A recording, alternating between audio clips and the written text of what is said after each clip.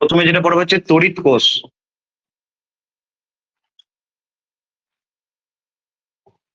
তড়িৎ তড়িৎ কোষ। তড়িৎ কোষ জিনিসটা কি? তড়িৎ কোষ হচ্ছে একটা সোর্স,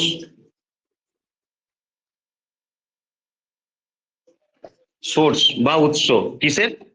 যেখান থেকে আমরা তড়িৎচালক বল বা বিভব প্রভেদ পাবো। আর তড়িৎচালক বল বা বিভব প্রভেদ পেলেই তড়িৎ প্রবাহ পাবো, তাই তো?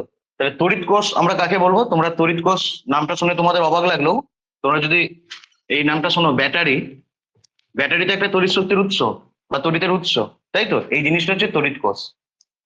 ঠিক আছে, তাহলে তড়িৎ কোষ কি? যেখান থেকে আমরা তড়িৎ কোষ বা ইলেকট্রিক সেল জিনিসটা কি? যে যেখান থেকে আমরা তড়িৎ শক্তি পাবো সেটা হচ্ছে তড়িৎ কোষ আমাদের কাছে, তাই তো? আমাদের দেহ কোষে কি আমরা দেহের শক্তি পাচ্ছি, সেরকম তড়িৎ কোষে তড়িৎ শক্তি পাচ্ছি। এরপর যেটা দেখবো আমরা তড়িৎ চালক বল। তড়িৎ চালক বল, তড়িৎ চালক বলের ইংরেজি হচ্ছে ইএমএফ, মানে ইলেকট্রোমোটিভ ফোর্স। ইলেকট্রোমোটিভ ফোর্স তড়িৎ চালক বলের ইংরেজি। এই যে ইলেকট্রোমোটিভ ফোর্স, এটাকে সংক্ষেপে বলা হয় ইএমএফ। ইএমএফ জিনিসটা হচ্ছে যে ধরো একটা তড়িৎ কোষ,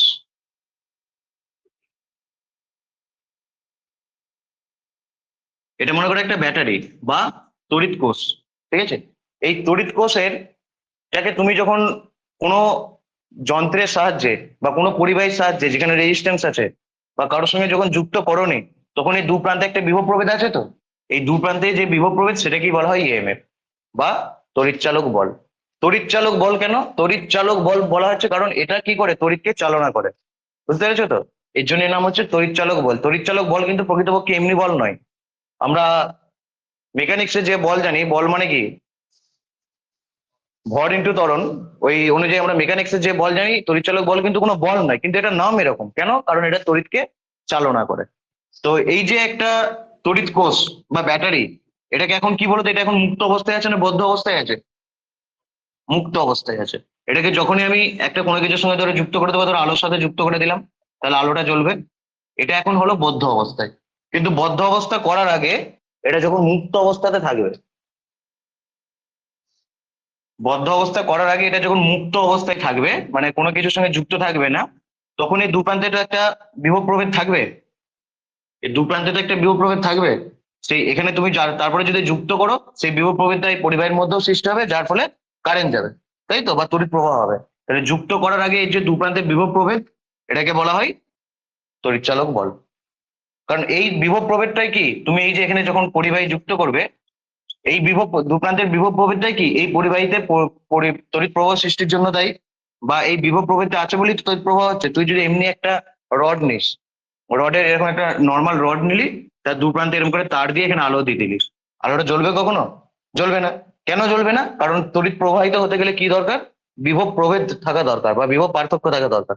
তাহলে নিশ্চয়ই রডের এই যে কোনো বিভব পার্থক্য নেই। কিন্তু একটা ব্যাটারি বা ইলেকট্রিক সেল যখন নিবি, তার দু প্রান্তে এরকম লাগিয়ে দিলে আলো কেন জ্বলছে? তার কারণ হচ্ছে নিশ্চয়ই দু প্রান্তের মধ্যে একটা বিভব প্রভেদ তৈরি হয়ে আছে। ব্যাটারিটাকে বা তড়িৎ কোষটাকে ওইভাবেই তৈরি করা হয়েছে। তাহলে এই বহির্বর্তনীতে যুক্ত করার আগে এই দু প্রান্তে নিশ্চয়ই তো বিভব প্রভেদ আছে, ঠিক আছে? এই যুক্ত করার আগে এই যে দু প্রান্তে বিভব প্রভেদ, সেটাকে বলা হয় তড়িৎচালক বল, ঠিক আছে? তড়িৎচালক বল। তাহলে এটা কি এখন বর্তনী? এটা তো কোনো, এখানে তো বদ্ধ করা হয় না, তাহলে এটা হচ্ছে মুক্ত বর্তনী। তাহলে মুক্ত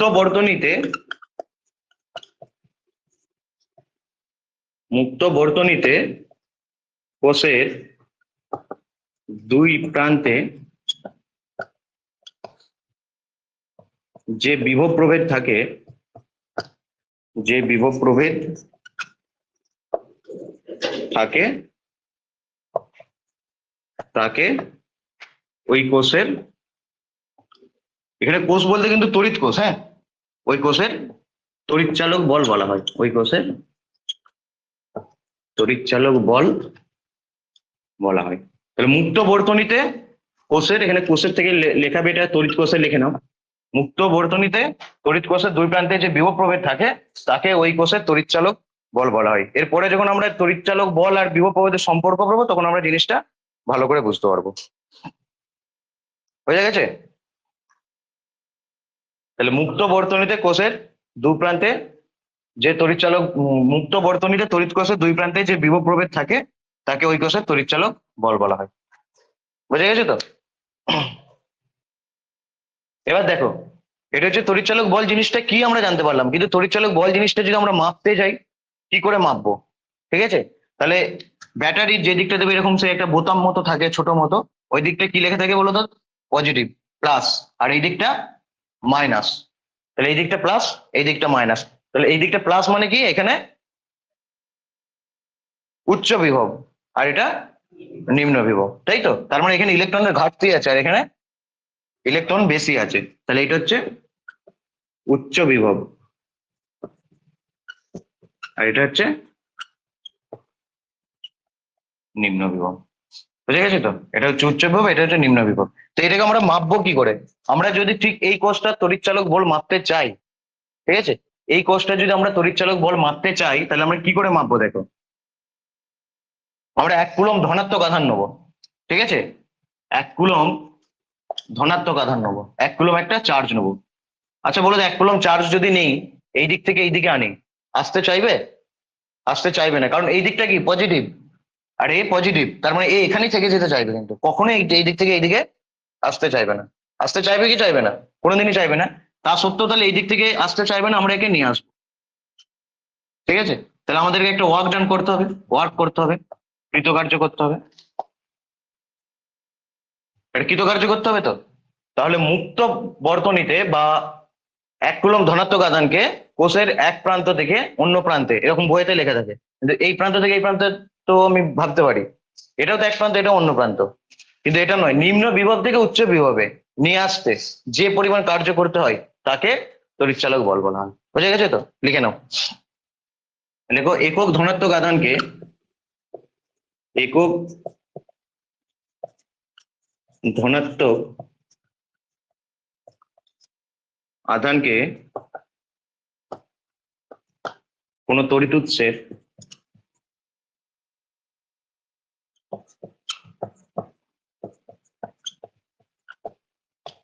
যে নিম্ন বিভব, নিম্ন বিভব মানে কি নেগেটিভ তড়িৎদ্বার, ঠিক আছে, নেগেটিভ তো নিম্ন বিভবটা, নিম্ন বিভব থেকে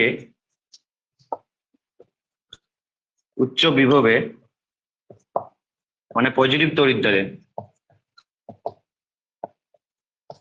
নিম্ন বিভব থেকে উচ্চ বিভবে নিয়ে যেতে যেতে যে পরিমাণ কৃতকার্য করতে হয়, কৃতকার্য করতে হয় তাকে ওই তড়িৎ উৎসের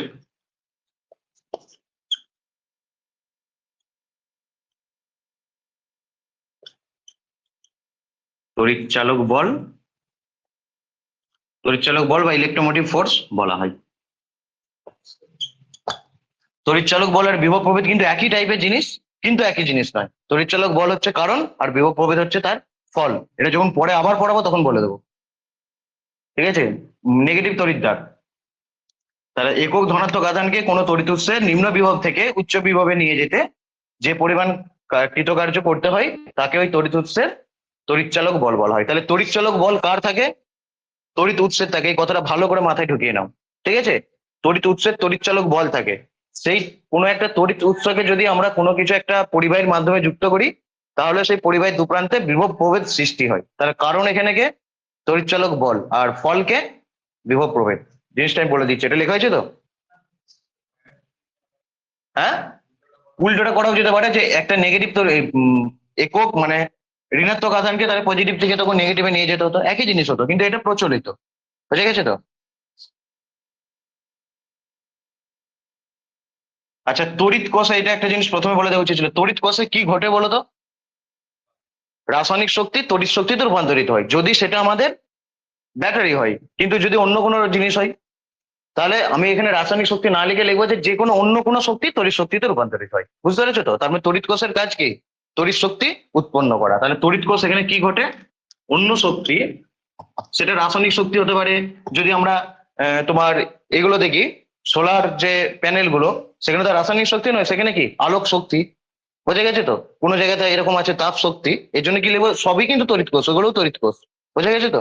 এর জন্য আমরা তড়িৎ কোষে কি ঘটে, অন্য যে কোনো শক্তি তড়িৎ শক্তিতে রূপান্তরিত হয়। অন্য যে কোনো শক্তি থেকে তড়িৎ শক্তি রূপান্তরিত হয়। ঠিক আছে?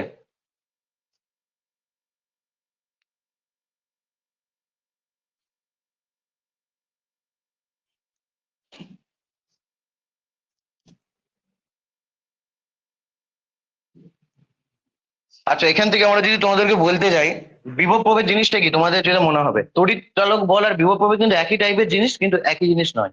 একজন কম একজন বেশি হয়।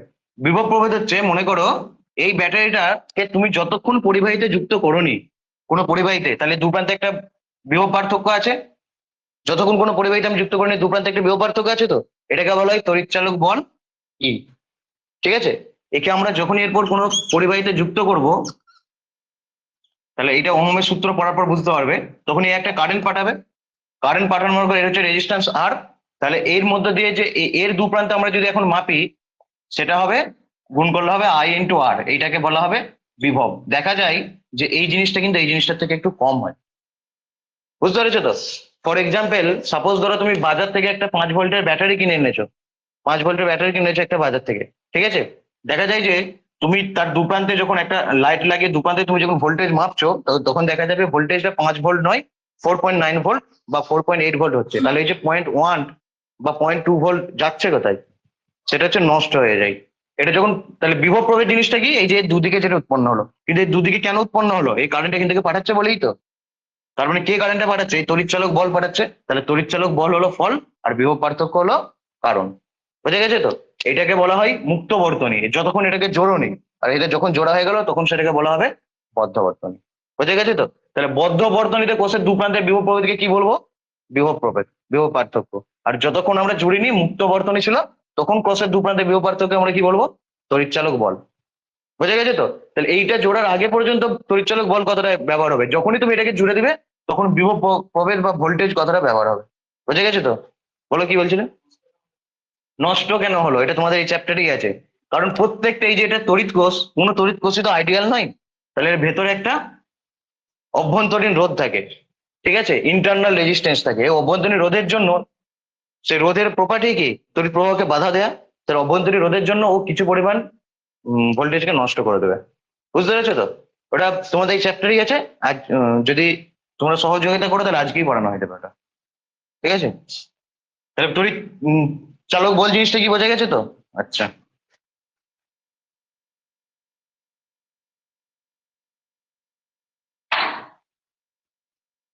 আচ্ছা, তড়িৎ চালক বল বা ইএমএফ ইকুয়াল টু কি হবে তাহলে? ইএমএফ ইকুয়াল টু কৃতকার্যের পরিমাণ, কৃতকার্য ডিভাইডেড বাই স্থানান্তরিত আধান, বা শুধু আধানও লিখতে পারো। স্থানান্তরিত আধান, কৃতকার্য বা বাই স্থানান্তরিত আধান। ঠিক আছে? তাহলে ইএমএফ এর একক কি হবে? তাহলে এটাই হবে কৃতকার্যের আধান বাই স্থানান্তরিত, এই কৃতকার্যের একক ডিভাইডেড বাই স্থানান্তরিত আধানের একক, এর একক। তাহলে কৃতকার্যের একক কি হয়, জুল। আর আধানের একক যদি আমরা এসআই তে করি, কুলম। জুল পার কুলম মানে কি, ভোল্ট। তাহলে দেখো, ভোল্ট এটা কার কার একক ছিল, বিভব পার্থক্যের একক ছিল। বিভব পার্থক্য আর তড়িৎচালক বল একই জিনিস। বিভব পার্থক্য আর তড়িৎচালক বল একই জিনিস। বুঝতে পেরেছো তো? জিনিসটা দেখো, একটু জিনিসটা একটু ভালো করে বোঝো। বিভব পার্থক্য আর তড়িৎচালক বলে যদি ডিফারেন্স বুঝতে চাও, মনে করা হলো একটা ছেলে, ছেলেটা খুব পেটুক। বুঝে গেছো তো? একে কি করা হলো, 20 পিস মিষ্টি দেওয়া হলো। ঠিক আছে? 20 পিস মিষ্টি দিয়ে একে পাশের বাড়িতে পাঠানো হলো। পাশের বাড়িতে পাঠানো হলো কাউকে একজনকে মিষ্টি দিতে। ও কি করলো, রাস্তায় যেতে যেতে 1 পিস মিষ্টি খেয়ে নিল। পাশের বাড়িতে পৌঁছালো 19 পিস মিষ্টি। ঠিক আছে? তাহলে বিভব পার্থক্য আর তড়িৎচালক বল জিনিসটা হচ্ছে যে এই ছেলেটার বাড়ি, মনে করো এই ছেলেটার যেটা বাড়ি, সেটাই তো এই 20 পিস মিষ্টির সোর্স। ও রাস্তায় যেতে যেতে 1 পিস খেয়ে নিয়েছে, খেয়ে এখানে কত পৌঁছাচ্ছে, 19 পিস। তাহলে এই জিনিসটা হচ্ছে তড়িৎচালক বল ই, যার উৎসকে এইটা মানে তড়িৎ। এবার ওকে যখন এই যে প্রবাহ মাধ্যমে ফেলে দেওয়া হয়েছে, পরিবাহী মাধ্যমে ফেলে দেওয়া হয়েছে, তখন একটা ও খেয়ে নিচ্ছে, খেয়ে নিয়ে এখানে 19 পিস পৌঁছাচ্ছে, এই জিনিসটা হচ্ছে ভোল্টেজ। এই বাড়িটা এফেক্টিভ কত পেলো, কত পিস মিষ্টি খেতে পেলো? 19 পিস পেলো। তাহলে ঠিক সেরকমই যতটা তো একটা কোষের তড়িৎচালক বল থাকে ততটা কিন্তু আমরা ব্যবহার করতে পারি না। একটা কোষের যতটা,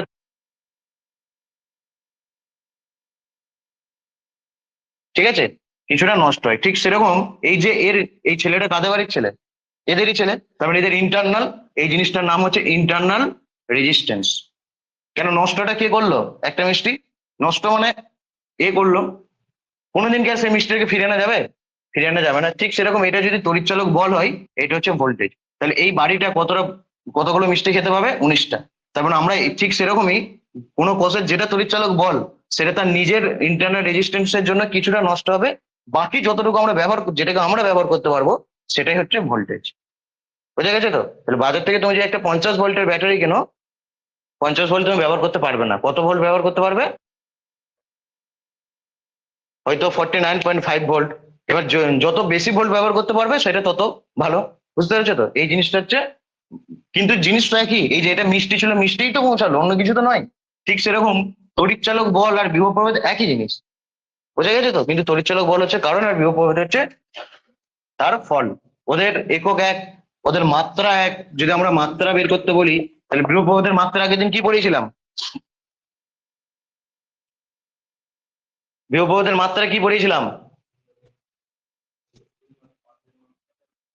তাহলে দেখো এর যদি মাত্রা বার করি ইএমএফ এর, তাহলে কি কার্যের মাত্রা বাই আধানের মাত্রা। কার্যের মাত্রা কি? M L² T⁻², আর আধানের একক কি? IT।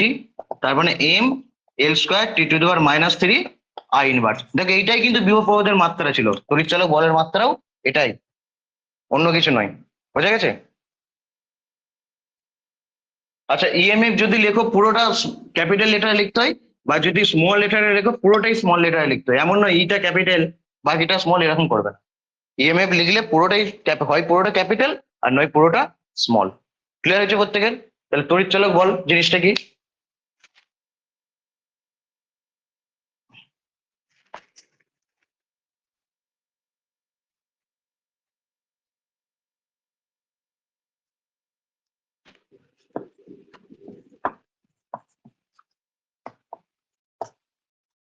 তড়িৎচালক বল প্রকৃতপক্ষে প্রকৃতপক্ষে কোনো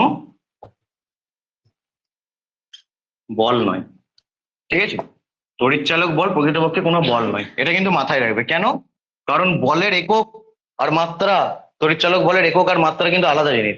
নামটা হয়তো তড়িৎচালক বল, কিন্তু এটা কোনো বল নয়। ঠিক আছে তো? বলের একক আর মাত্রা আর তড়িৎচালক বলের একক আর মাত্রা আলাদা জিনিস। তাহলে তড়িৎচালক বল প্রকৃতপক্ষে কোনো বল নয়। ক্লিয়ার হয়েছে প্রত্যেকে? আচ্ছা,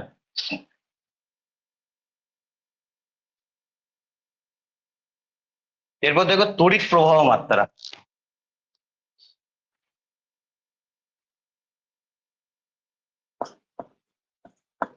তড়িৎ প্রবাহ বা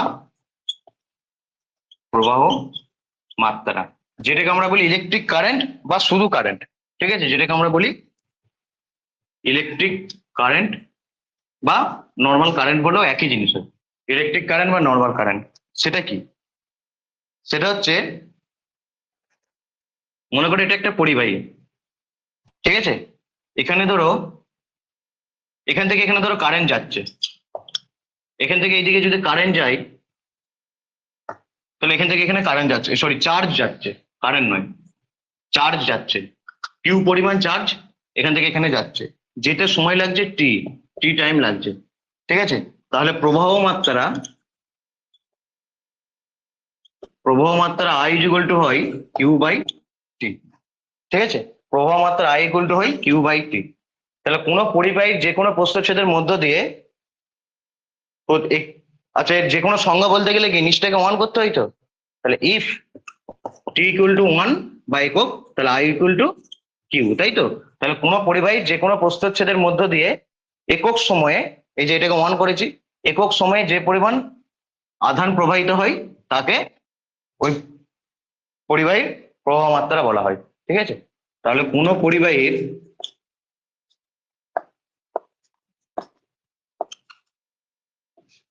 যে কোনো প্রস্থচ্ছেদের মধ্য দিয়ে কোনো পরিবাহীর যে কোনো প্রস্থচ্ছেদের মধ্য দিয়ে একক সময়ে যে পরিমাণ তড়িতাধান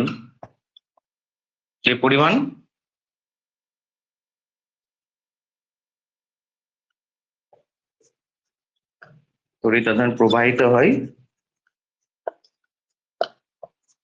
তাকে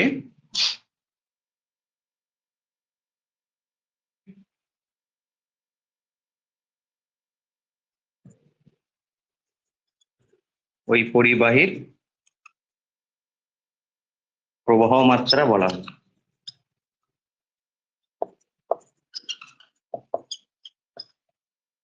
তাহলে কোনো পরিবাহীর যে কোনো প্রস্থচ্ছেদের মধ্য দিয়ে একক সময়ে যে পরিমাণ তড়িৎ আধান প্রবাহিত হয় তাকে ওই পরিবাহীর প্রবাহ মাত্রা বলা হয়। ঠিক আছে, তাহলে কোনো পরিবাহীতে আমরা কি মাপি বলতো? কত আধান যাচ্ছে সেটা কিন্তু কোনোদিন মাপি না। কোনো পরিবাহীর আমরা কি মাপি? প্রবাহ মাত্রায় মাপি। আমাদের যে অ্যামমিটার গুলো পাওয়া যায়, এখানে কত কারেন্ট যাচ্ছে এটাই আমরা মাপি। প্রবাহ মাত্রা ইংরেজি কি? কারেন্ট। তড়িৎ প্রবাহ মাত্রা মানে ইলেকট্রিক কারেন্ট, আর প্রবাহ মাত্রা মানে কারেন্ট, একই জিনিস কিন্তু যাই বলো তুমি। তাহলে কোনো পরিবাহীতে আমরা সবসময় কি মাপি? প্রবাহ মাত্রা মাপি, কখনো আধান কতটা আধান যাচ্ছে সেটা মাপি না। কিন্তু প্রবাহ মাত্রা মাপি, কিন্তু অ্যাকচুয়ালি প্রবাহ মাত্রা কিসের জন্য সৃষ্টি হয়? আধান যাওয়ার জন্যই সৃষ্টি হয়। উচিত ছিল আধানটা মাপা, কিন্তু আমরা কোনোদিন আধান মাপি না, প্রবাহ মাত্রায় মাপি সবসময়। বুঝে গেছে তো?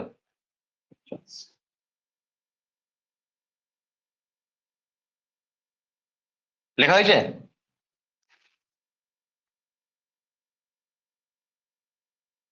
তাহলে প্রবাহ মাত্রা I ইকুয়াল টু কি? আধান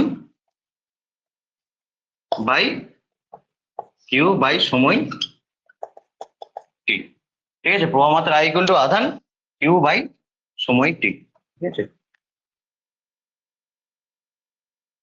আচ্ছা যদি আমরা এবার একক করি, তাহলে দেখো প্রবাহ মাত্রার একক হচ্ছে অ্যাম্পিয়ার। এত অ্যাম্পিয়ার কারেন্ট, এত অ্যাম্পিয়ার কারেন্ট। প্রবাহ মাত্রার একক হচ্ছে অ্যাম্পিয়ার। ঠিক আছে, তাহলে আধানের একক কি? কুলম্ব। আর সময়ের একক কি? সেকেন্ড। তাহলে অ্যাম্পিয়ার মানে কি? Coulomb per second. অ্যাম্পিয়ার মানে হচ্ছে কুলম্ব পার সেকেন্ড। এখান থেকে আমরা লিখতে পারি coulomb equal to ampere into second. Coulomb equal to ampere into second. ঠিক আছে, তাহলে Q equal to I into T. Q equal to I into T. আচ্ছা, প্রবাহ মাত্রাকে ক্যাপিটাল আই স্মল আই দুটোই ব্যবহার করা চলে। ঠিক আছে, Q equal to I into T, কারণ আই ইকুয়াল টু কি? কিউ বাই টি।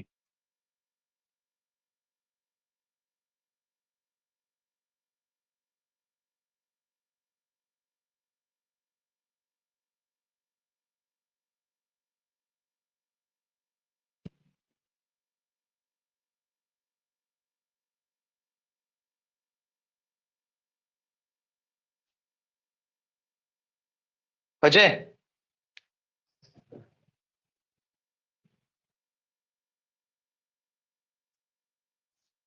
আচ্ছা দেখ, এবার যদি আমরা মাত্রা করতে চাই,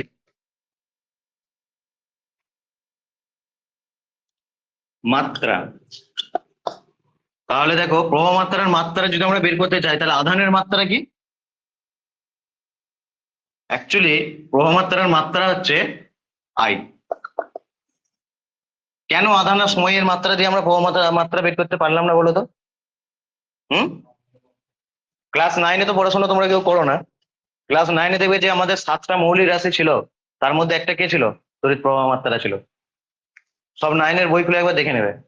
ঠিক আছে, বই খাতা, নাহলে 9-এর যে ভাই বোনেরা পড়ে তাদেরকে জিজ্ঞেস করলে ওরাও বলে দেবে। বুঝে গেছে যে 7টা আমাদের মৌলিক রাশি ছিল যেগুলো দিয়ে অন্য রাশি গঠিত হয়, তার মধ্যে একটা হচ্ছে প্রবাহ মাত্রাটা ছিল। তাহলে এইটা দিয়েই তো অন্য রাশি গঠিত, তার মানে একে ব্যবহার করেই তো অন্যের মাত্রা তৈরি হবে। তাহলে তুমি এর মাত্রা তৈরি করতে কাকে ব্যবহার করবে? এর জন্য দেখবে তোমাদের আগের দিন করাচ্ছিলাম আধানের মাত্রা কি? আধানের মাত্রা আমরা কি করে বার করছিলাম? আধানের মাত্রা আমরা আই ইন্টু টি করে বার করছিলাম না? তার মানে কি আধান মানে কি প্রবাহ মাত্রা ইন্টু সময়, তো তাহলে সময় একটা মৌলিক একক, মৌলিক রাশি, আবার প্রবাহ মাত্রা একটা মৌলিক রাশি, তাই এদের দুজনকে গুণ করে আমরা আধানের মাত্রা বের করতে পারছিলাম। ঠিক আছে, তাহলে এ নিজেই কিন্তু মৌলিক রাশি, সুতরাং এটা মাত্রা চাই, বুঝে গেছে তো? তাহলে তড়িৎ প্রবাহ মাত্রার মাত্রা চাই। আচ্ছা দেখো,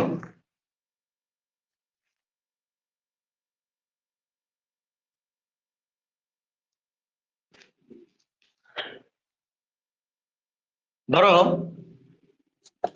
আই ইকুয়াল টু আমরা কি পাচ্ছি তাহলে কিউ বাই টি, ঠিক আছে? তাহলে যদি Q is equal to 1 coulomb হয় ফর এসআই, যদি কিউ ইকুয়াল টু 1 কুলম হয় আর টি ইকুয়াল টু 1 সেকেন্ড হয়, তাহলে আই ইকুয়াল টু কত হবে 1 অ্যাম্পিয়ার। এখান থেকে আমরা 1 অ্যাম্পিয়ার সংজ্ঞা দিতে পারবো। কি সংজ্ঞা দেব? কোন পরিবাহীর, এই যে এটা মনে করে একটা পরিবাহী, ঠিক আছে? তাহলে এই পরিবাহীর, এই পরিবাহীতে তুমি 1 সেকেন্ড টাইম দিয়েছো, 1 সেকেন্ড টাইম দিয়েছো, তখন ধরো 1 কুলম আধান প্রবাহিত হয়েছে, তাহলে এই পরিবাহীর প্রবাহ মাত্রা কত হবে? I equal to 1 ampere. যদি তুমি 1 সেকেন্ড টাইম দেওয়ার ফলে 1 কুলম আধান প্রবাহিত হয়, তাহলে প্রবাহ মাত্রা কত হবে? তো দেখতেই পাচ্ছি যে টাইম যদি আমরা 1 কুলম, এই চার্জ যদি আমরা 1 কুলম দিই, টাইম যদি 1 সেকেন্ড টাইম দিই, তাহলে 1 অ্যাম্পিয়ার তড়িৎ প্রবাহ মাত্রা হবে। তাহলে এখান থেকে 1 অ্যাম্পিয়ারের সংজ্ঞা লেখা যাবে কি 1 অ্যাম্পিয়ার। কোনো পরিবাহীর যে কোনো প্রস্থচ্ছেদের মধ্য দিয়ে 1 সেকেন্ডে যদি 1 কুলম তড়িৎ আধান প্রবাহিত হয়, তাহলে ওই পরিবাহীর প্রবাহ মাত্রা হয় 1 অ্যাম্পিয়ার। কোনো পরিবাহীর যে কোনো প্রস্থচ্ছেদের মধ্য দিয়ে 1 সেকেন্ড, এখানে প্রস্থচ্ছেদ ম্যাটার করে না, এটা মোটা সরু যা খুশি হতে পারে, বুঝতে পেরেছিস তো? কোনো পরিবাহীর যে কোনো প্রস্থচ্ছেদের মধ্য দিয়ে 1 সেকেন্ডে যদি 1 কুলম আধান,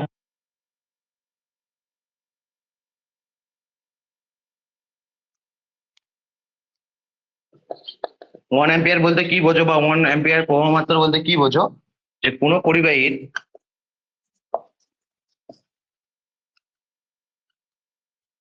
যে কোনো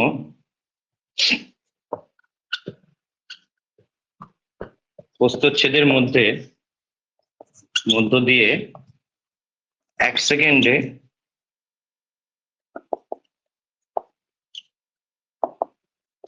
যদি 1 কুলম তড়িৎ আধান, আচ্ছা তড়িৎ প্লাস আধান, তড়িৎ আধান, ঠিক আছে, তড়িৎ আধান প্রবাহিত হয়, তাহলে ওই পরিবাহীর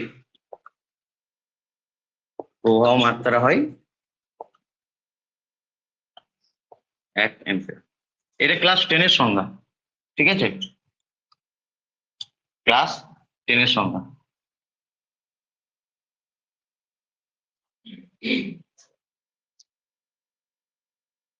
কিন্তু অ্যাকচুয়ালি যদি কোনো জায়গাতে 1 অ্যাম্পিয়ার প্রবাহ মাত্রা বলতে কাকে বোঝো, কাকে কাকে বলে বা কি বোঝো, বা যদি বলে 1 অ্যাম্পিয়ার প্রবাহ মাত্রা কি, এটা লেখাটা ক্লাস 10-এ লিখলে নাম্বার পেয়ে যাবে, বেঁচেও যাবে, মাধ্যমিক পাসও করে যাবে, ঠিক আছে? কিন্তু অ্যাকচুয়ালি এটা স্ট্যান্ডার্ড সংজ্ঞা নয়, বুঝতে পেরেছো তো? অ্যাকচুয়ালি এটার স্ট্যান্ডার্ড সংজ্ঞা নয়, বুঝে গেছে? স্ট্যান্ডার্ড সংজ্ঞা কি করিয়ে দেবো? তোদেরকে করিয়ে কি হবে, তোরা তো পড়াশোনাই করিস না, বাকি ব্যাচের দল।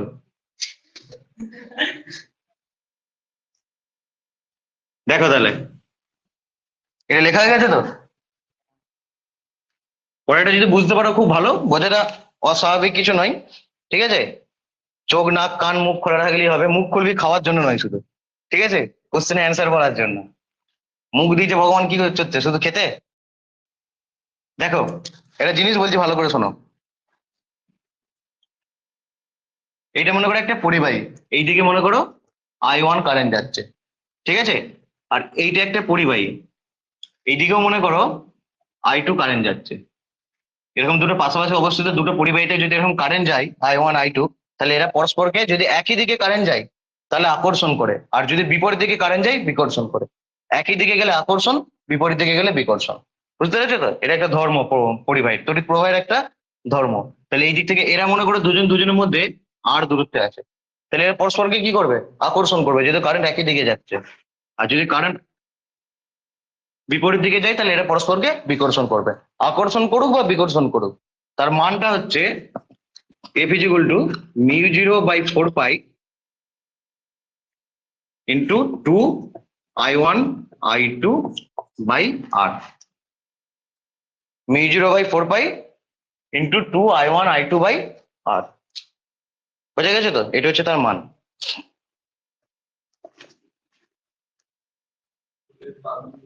হ্যাঁ, হুম, একই দিকে কারেন্ট গুলো আকর্ষণ করবে একে অপরকে। হ্যাঁ, তাহলে আকর্ষণ করবে। ঠিক আছে, তাহলে mu0 by 4 pi 2 I1 I2 by R, এটা হচ্ছে আকর্ষণ বা বিকর্ষণের মান। বুঝতে পেরেছো তো? তাহলে দেখো, এবার আমরা কি করব, সেই যেভাবে আমরা 1 কুলম্ব সেটিং করেছিলাম। 1 কুলম্ব কাকে বলে?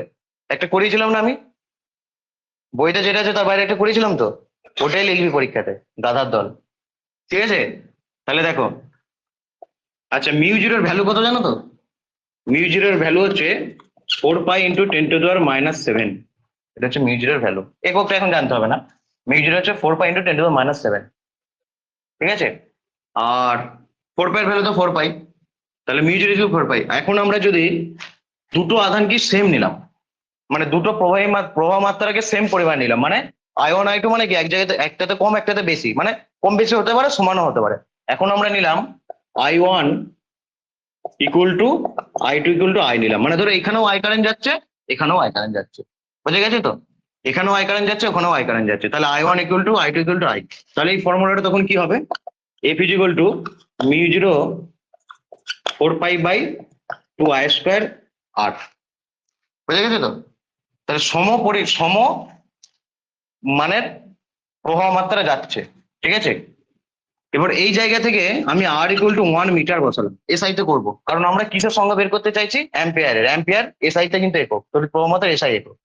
তাহলে 1 মিটার বসালাম, R ইকুয়াল টু 1 মিটার। ঠিক আছে, আর I1 I2 ইকুয়াল টু এটা বসিয়েছি। তাহলে এরা পরস্পরের মধ্যে আকর্ষণ বল করবে তো, আকর্ষণ বল দেবে। মনে কর এই দুটোই যদি 1 করে হয়, তাহলে F এর ভ্যালুটা হবে 2 ইন্টু 10⁻⁷।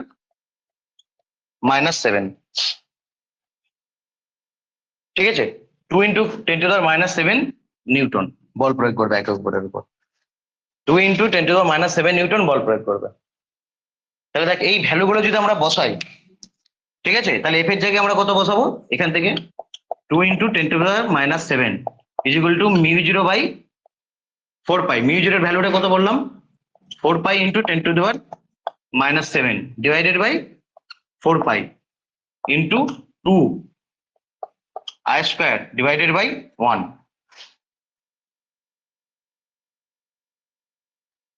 ঠিক আছে, তাহলে এইগুলো আমরা সব কাটাকাটি যদি করি, দেখো 4 পাই এর সাথে 4 পাই কেটে যাচ্ছে, কাটছে তো, এই 2 এর সাথে এই 2 কেটে যাচ্ছে, আর এই 10⁻⁷ এর সাথে 10⁻⁷ কেটে যাচ্ছে, তাহলে I² ইকুয়াল টু কি থাকছে? 1। তার মানে I ইকুয়াল টু কি? +-1। I মানে তো প্রবাহ মাত্রা। তাহলে এখান থেকে আমি কি সংজ্ঞা দিতে পারি? এখান থেকে আমি যে সংজ্ঞাটা সেট করতে পারি, যে দুটি সুদীর্ঘ ঋজু এবং সমান্তরাল পরিবাহী তারের মধ্য দিয়ে, পরিবাহী তার যদি পরস্পরের মধ্যে সাথে 1 মিটার ব্যবধানে থাকে, দেখো দুটি সুদীর্ঘ ঋজু সমান্তরাল, ঋজু মানে বেঁকে টেকে যাচ্ছে না, স্ট্রেট আছে। ঠিক আছে, দুটি সুদীর্ঘ ঋজু সমান্তরাল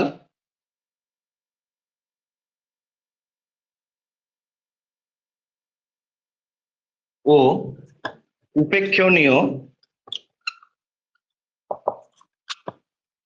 প্রস্থচ্ছেদ বিশিষ্ট পরিবাহী যদি পরস্পরের থেকে 1 মিটার ব্যবধানে 1 মিটার ব্যবধানে থাকে, তাহলে তাদের মধ্যে যে সমপরিমাণ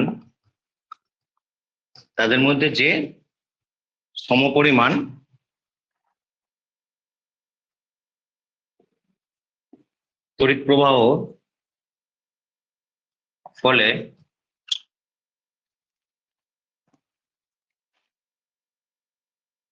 তাদের বলে পরিবাহী দুটির, এখানে লেখো পরিবাহী দুটির একক দৈর্ঘ্যে, তার মানে কি 1 মিটার দৈর্ঘ্যে, প্রতি 1 মিটার দৈর্ঘ্যে, প্রতি 1 মিটার দৈর্ঘ্যে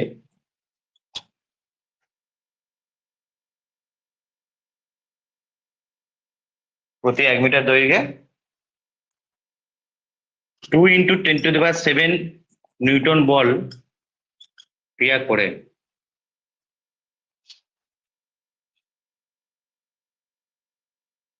2 × 10⁻⁷ নিউটন বল ক্রিয়া করে, ঠিক আছে।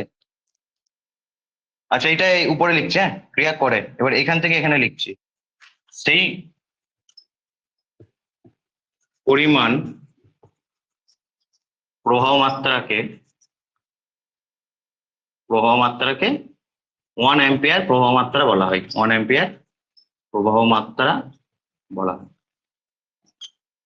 তাহলে ভালো করে দেখো, দুটি সুদীর্ঘ, এই যে এটা ছিল, এরা সুদীর্ঘ ঋজু এবং সমান্তরাল উপক্ষেপীয় প্রস্থচ্ছেদ, মানে প্রস্থচ্ছেদ খুব কম, মানে যেটাকে তুমি নেগলেক্ট করতে পারবে।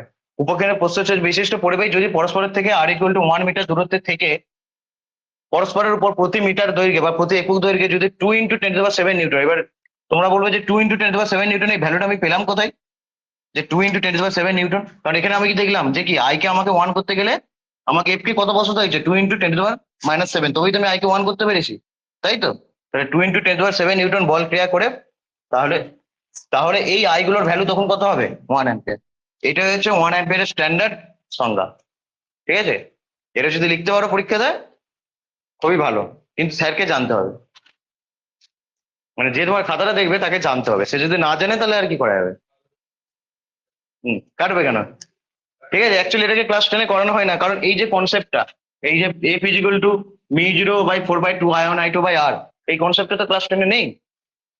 এটা কোথায় থাকে, এটা ক্লাস 12-এ থাকে, বুঝতে পেরেছো তো। কিন্তু এটাই অ্যাকচুয়ালি 1 অ্যাম্পিয়ার স্ট্যান্ডার্ড সংজ্ঞা, ওইটা নয়।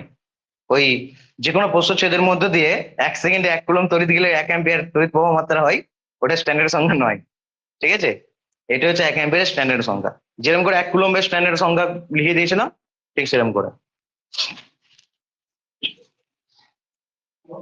লেখা হয়ে গেছে প্রত্যেকের।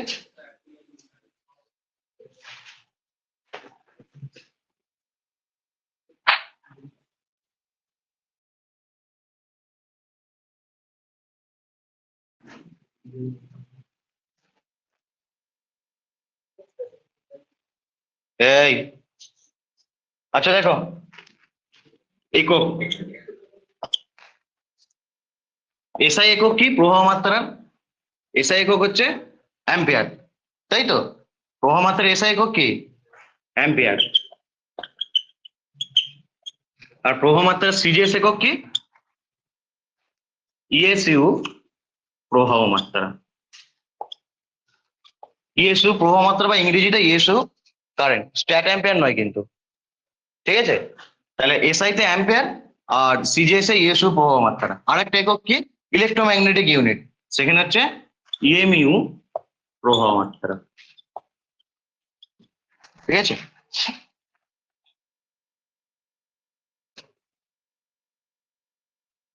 1 কুলম্ব সমান কত পড়েছিলে, কত ইএসইউ আধান, 3 × 10⁹ ইএসইউ আধান পড়েছিলে কি, পড়েছিলে না পড়োনি। এবার একে যদি আমি দুটোকেই, এই দুদিকটাকে আমরা কি করলাম, 1 সেকেন্ড দিয়ে ভাগ করলাম, ঠিক আছে। তাহলে 3 × 10⁹ ইএসইউ আধান ডিভাইডেড বাই 1 সেকেন্ড, দুটোকে আমরা 1 সেকেন্ড দিয়ে ভাগ করলাম, তাহলে এটা কি হয়ে যাবে, 1 অ্যাম্পিয়ার। এই দিকটা কি হবে, 3 × 10⁹ ইএসইউ আধান বাই সেকেন্ড, মানে কি ইএসইউ প্রবাহ মাত্রা। তাহলে এত ইএসইউ প্রবাহ মাত্রা, তাহলে 1 অ্যাম্পিয়ার মানে 3 × 10⁹ ইএসইউ প্রবাহ মাত্রা, ঠিক আছে।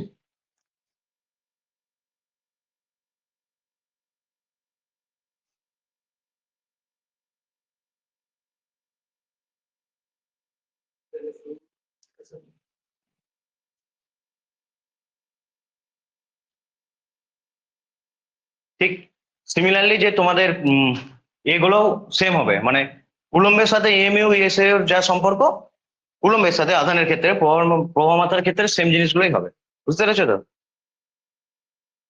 এগুলো সব মনে রাখতে হবে, এগুলো সব জানতে হবে খোকা, বুঝেছো?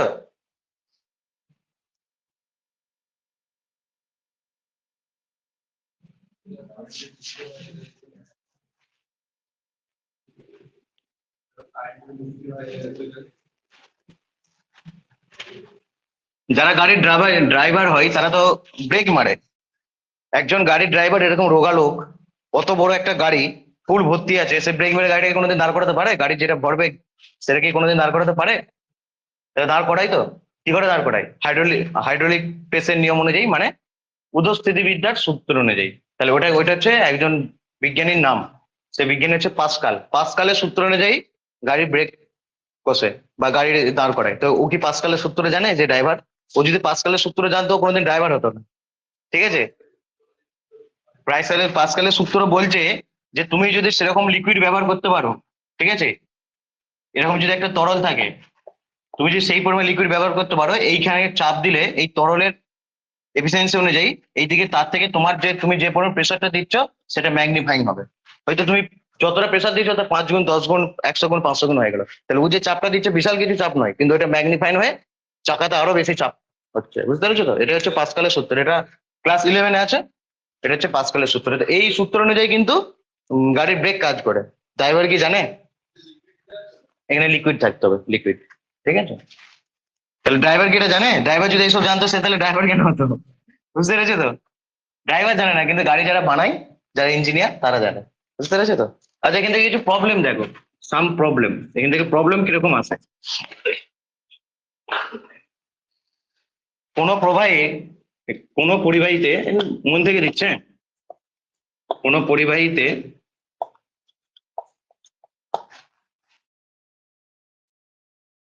প্রবাহ মাত্রা 5 অ্যাম্পিয়ার, 5 অ্যাম্পিয়ার হলে, কোন পরিবাহীতে প্রবাহ মাত্রা 5 অ্যাম্পিয়ার হলে 10 সেকেন্ড সময়ে কত ওই পরিবাহীতে কি পরিমাণ আধান প্রবাহিত হয়? কি পরিমাণ আধান প্রবাহিত হয়? তাহলে কোনো পরিবাহীতে প্রবাহ মাত্রা 5 অ্যাম্পিয়ার হলে 10 সেকেন্ড সময়ে ওই পরিবাহীতে কি পরিমাণ আধান প্রবাহিত হয়। ঠিক আছে? তাহলে এটা একটা পরিবাহী। এখানে ধরো কারেন্ট হচ্ছে 5 অ্যাম্পিয়ার কারেন্ট যাচ্ছে। বলছি তাহলে 10 সেকেন্ড সময়ে কি পরিমাণ আধান যাবে ওখানে। ঠিক আছে? তাহলে এই অ্যান্সার কি করে করতে হয় দেখো। অঙ্ক করার নিয়ম কি, সবসময় যেটা চাইবে সেই রিলেটেড ফর্মুলা লেখা। ফর্মুলা লেখার পর আমাকে দেখতে হবে কি চাইছে আর কি কি দেয়া আছে। আর যদি ডাইরেক্ট দেয়া থাকে ভালো, নাহলে ইনডাইরেক্টলি হলেও দেয়া থাকবে। বুঝে গেছে তো? তাহলে এখানে আই চাইছে, সরি আই দিয়ে দেয়া আছে 5 অ্যাম্পিয়ার, কিউ চাইছে, টি দিয়ে দিয়েছে 10 সেকেন্ড। তাহলে ফর্মুলা কি? I equal to Q by T. তার মানে কিউ ইকুয়াল টু কি? আইটি। ঠিক আছে? Q equal to I T. তাহলে আই এর ভ্যালু 5 আর টি এর ভ্যালু 10, তার মানে 50 কুলম্ব আধান 10 সেকেন্ডে 50 কুলম্ব আধান যাচ্ছে। ঠিক আছে? 10 সেকেন্ডে যাই 50 কুলম্ব, 1 সেকেন্ডে কত যাবে তাহলে? 5 কুলম্ব। ওই জন্যই তো প্রবাহ মাত্রা 5। ওটাই তো প্রবাহ মাত্রার সংজ্ঞা, যে 1 সেকেন্ডে যত আধান যাবে সেটাই প্রবাহ মাত্রা। তাহলে এই টাইপের অঙ্ক পড়বে। কখনো প্রবাহ মাত্রা বলে দিয়ে আধান চাইবে, কখনো আধান বলে দিয়ে প্রবাহ মাত্রা চাইবে, আর সময়টা দিয়ে দিবে। ঠিক আছে? আবার সময় চাইতে পারে, কিন্তু এই সময় চাওয়ার অঙ্ক খুবই কম পড়ে। বুঝে গেছে তো? আচ্ছা দেখো, একটা জিনিস পড়াচ্ছি, দেখে নাও। এই জায়গা থেকে এর থেকে কঠিন কি আর দেবে? এই টাইপেরই প্রবলেম দেয়। ঠিক আছে? এইগুলোকে অ্যাড করে করে আবার পরে প্রবলেম হয়। 1 ইলেকট্রন ভোল্ট, ঠিক আছে, এক, আগেও আমি বলেছি ইলেকট্রন ভোল্ট কিসের একক বলো তো? ইলেকট্রন ভোল্ট কিসের একক? ইলেকট্রন ভোল্ট কিসের একক?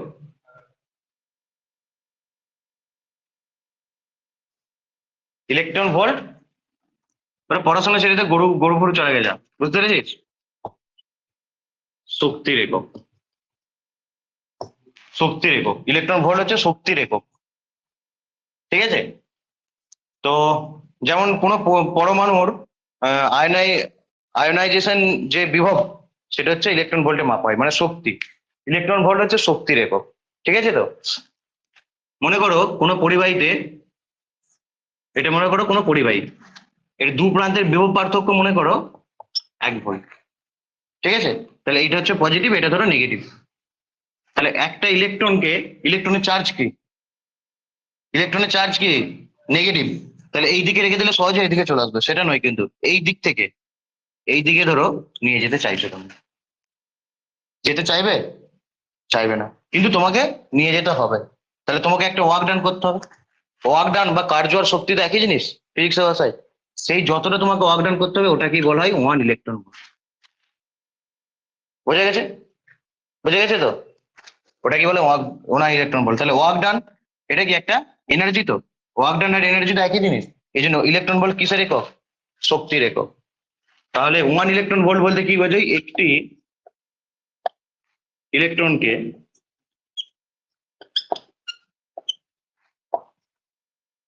না না দেখো 1 ভোল্ট বিভব পার্থক্য বিশিষ্ট, 1 ভোল্ট বিভব পার্থক্য বিশিষ্ট কোন পরিবাহীর এক প্রান্ত থেকে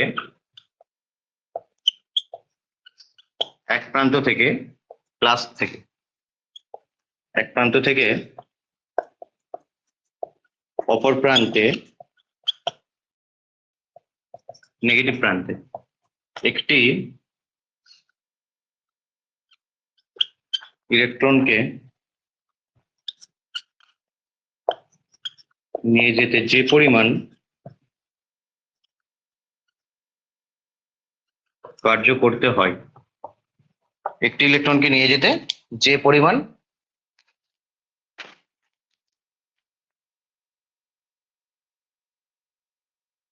একটি ইলেকট্রনকে নিয়ে যেতে যে পরিমাণ কার্য করতে হয় তাকে 1 ইলেকট্রন ভোল্ট বলা হয়। তাহলে ইলেকট্রন ভোল্ট কিসের একক? শক্তির একক, কিন্তু কার্য বা শক্তির একক। অ্যাকচুয়ালি শক্তির একক হিসাবে ইলেকট্রন ভোল্ট জিনিসটা ব্যবহৃত হয়। বোঝা গেছে তো?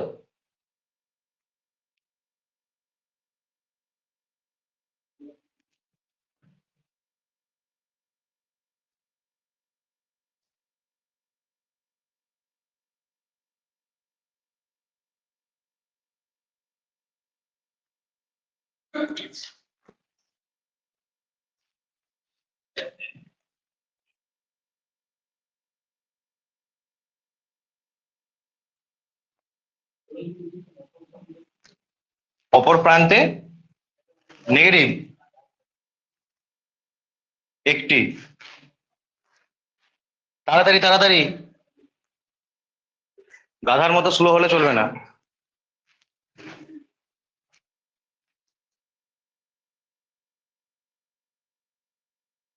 তাহলে জানতে হবে খোকা, বই নেই জানবো না, স্যার পড়ায়নি তাই জানবো না, তা করলে হবে না। বুঝেছো? জানতে হবে। এইগুলো জানার মাধ্যমে তোমার নর্মাল স্টুডেন্ট আর ভালো স্টুডেন্টের মধ্যে ডিফারেন্সটা তৈরি হবে। ঠিক আছে? বা আগামী দিন তোমার কতটা সুন্দর হবে সেটা তৈরি হবে। আচ্ছা দেখো, তো আমরা নর্মালি শক্তির একক কি জানি? জুল, তাই তো? আর এখন শক্তির একক কি জানছি এই মুহূর্তে? Electron volt. তাহলে দুটোই যদি শক্তির একক হয় দুজনের মধ্যে একটা কিছু সম্পর্ক তো থাকবে। তাহলে দেখো ইলেকট্রন ভোল্ট, ইলেকট্রন ভোল্ট ও